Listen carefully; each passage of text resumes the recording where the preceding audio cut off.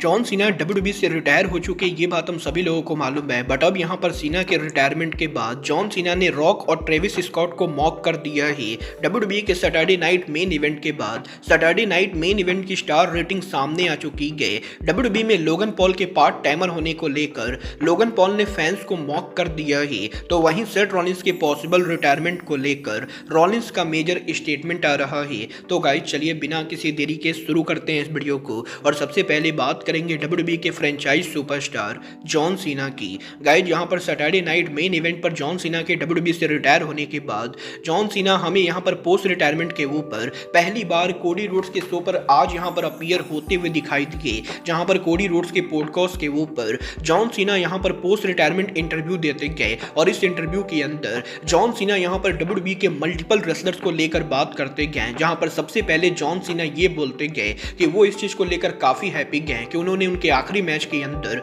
Gunther जैसे wrestler को face किया, और जिस तरीके से वो मैच एंड हुआ जॉन सीना को मैच की एंडिंग बिल्कुल ही परफेक्ट लगी, और जॉन सीना को इससे कोई भी प्रॉब्लम नहीं गए कि गुंथर ने जॉन सीना को टैप आउट करवाया है। बट इसके अलावा जॉन सीना यहाँ पर इंटरव्यू के अंदर ये बोलते गए कि डब्ल्यूडब्ल्यूई के अंदर जब यहाँ पर डब्ल्यूडब्ल्यूई पर रॉक और ट्रेविस स्कॉट की मदद से जॉन सीना ने डब्ल्यूडब्ल्यूई पर हील टर्न किया था, तो ओरिजिनल प्लान के हिसाब से ट्रेविस स्कॉट और रॉक यहाँ पर जॉन सीना के साथ 6 महीने की स्टोरी लाइन में काम करने वाले थे, और रॉक और ट्रेविस स्कॉट ने सीना को ये बोला था कि सीना के हील टर्न के बाद वो डब्ल्यूडब्ल्यूई के अंदर फैक्शन स्टोरी लाइन में काम करेंगे। बट डब्ल्यूडब्ल्यूई में सीना के हील टर्न के बाद ट्रेविस स्कॉट के शेड्यूल के चेंज होने की वजह से वो डब्ल्यूडब्ल्यूई के अंदर रेगुलर काम करने से मना कर देते गए, और इवेंचुअली यहाँ पर ट्रेविस स्कॉट के लीव करने के बाद रॉक के शेड्यूल की वजह से वो भी यहाँ पर डब्ल्यूडब्ल्यूई के शो पर काम करने से मना कर देते गए, और सीना यहाँ पर इनडायरेक्टली रॉक और ट्रेविस स्कॉट को मॉक करके ये बोलते गए कि उन दोनों की वजह से डब्ल्यूडब्ल्यूई पर सीना को ना चाहते हुए भी हील टर्न करना पड़ा,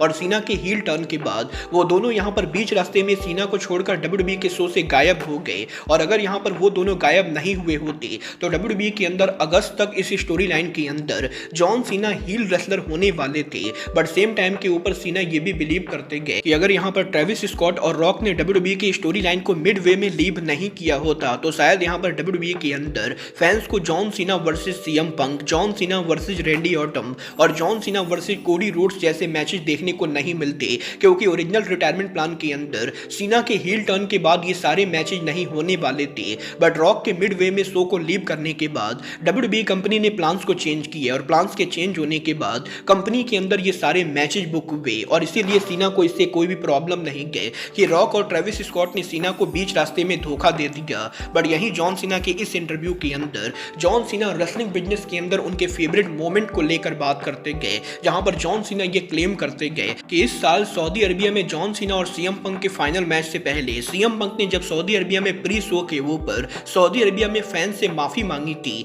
वो मोमेंट यहाँ पर जॉन सीना को डब्ल्यूडब्ल्यूई का फेवरेट मोमेंट लगता है। और जॉन सीना का ये कहना है कि सीएम पंक के सालों तक सऊदी अरबिया के रूल्स को हेट करने के बाद सीएम पंक का खुद यहाँ पर सऊदी अरबिया में जाकर सऊदी अरबिया के फैंस को सामने से माफी मांगना बहुत ही ज्यादा गट्स की बात है, और जॉन सीना इस चीज को काफी ज्यादा अप्रिशिएट करते गए। और जिस तरीके से सऊदी अरबिया के फैंस ने सीएम पंक को माफ करके सीएम पंक और सीना के मैच में सीएम पंक को सपोर्ट किया, वो चीज देखने के बाद जॉन सीना ये बिलीव करते गए कि सीएम पंक का प्री शो के ऊपर प्रोमो रेसलिंग बिजनेस में यहाँ पर जॉन सीना का फेवरेट मोमेंट है, और वो इस चीज को लेकर काफी हैप्पी गए कि सीएम पंक ने उनकी पुरानी बातों को लेकर सऊदी अरबिया के फैंस से सामने से माफी मांगी, और सऊदी अरबिया के फैंस ने सीएम पंक को माफ कर दिया। वेल गाइस ये तो बात है जॉन सीना के लेटेस्ट इंटरव्यू की। बट गाइस जहां तक बात रही सीना की, तो यही सैटरडे नाइट मेन इवेंट के बाद अब finally wrestling observer Dave Meltzer की तरफ से जॉन सीना के रिटायरमेंट शो की स्टार रेटिंग सामने आ चुकी है, जहां पर डब्ल्यूओएन की तरफ से कोडी रोड्स वर्सेस ओबा फेमी के मैच को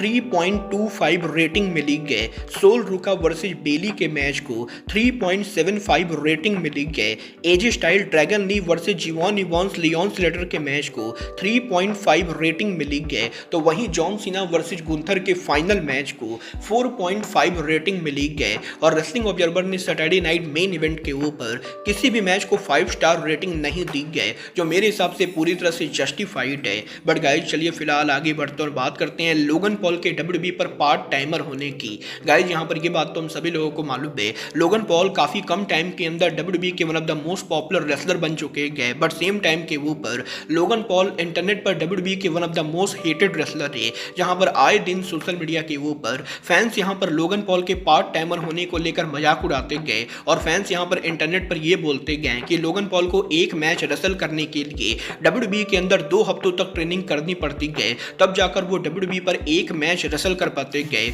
और अब यहाँ पर लोगन पॉल ने खुद यहाँ पर इस चीज को एड्रेस करके ये बोला कि जो भी इंटरनेट के ऊपर लोगन पॉल के पार्ट टाइमर होने को लेकर मजाक उड़ा रहे गए, लोगन पॉल उन लोगों को बताना चाहेंगे कि मात्र यहाँ पर 3 सालों के अंदर लोगन पॉल WWE के अंदर रिंग में one of the best in ring performer बन चुके गए। और डेफिनेटली यहाँ पर काफी बार मैचेस के लिए लोगन पॉल को लंबे टाइम तक ट्रेनिंग करनी पड़ती गए, बट लोगन पॉल ये मेक श्योर करना चाहते गए कि जब वो रिंग के अंदर रेसल करे तो फैंस को यहाँ पर one of the best matches देखने को मिले। और इसीलिए यहाँ पर इस चीज की वजह से अगर यहाँ पर फैंस लोगन पॉल को पार्ट टाइमर भी बोलते गए तो लोगन पॉल इन चीजों को सीरियस नहीं लेंगे, क्योंकि वो यहाँ पर बढ़िया से जानते गए कि वो क्या कर रहे गए और आने वाले टाइम पे वो WWE के अंदर कंपनी के अंदर फ्यूचर वर्ल्ड चैंपियन बनेंगे। वेल मैं यहाँ पर पॉल की बात से पूरी तरह से एग्री करता हूँ और मुझे भी लगता है कि लोगन पॉल WWE के one of the most hard working wrestler है। बट गाइस जहाँ तक बात रही हार्ड वर्किंग रेसलर की, तो इस हफ्ते WWE के इंजर्ड सुपरस्टार सेथ रॉलिंस के लेटेस्ट इंटरव्यू के अंदर सेथ रॉलिंस ने WWE में कंटिन्यूअस रिटायरमेंट को लेकर बात की,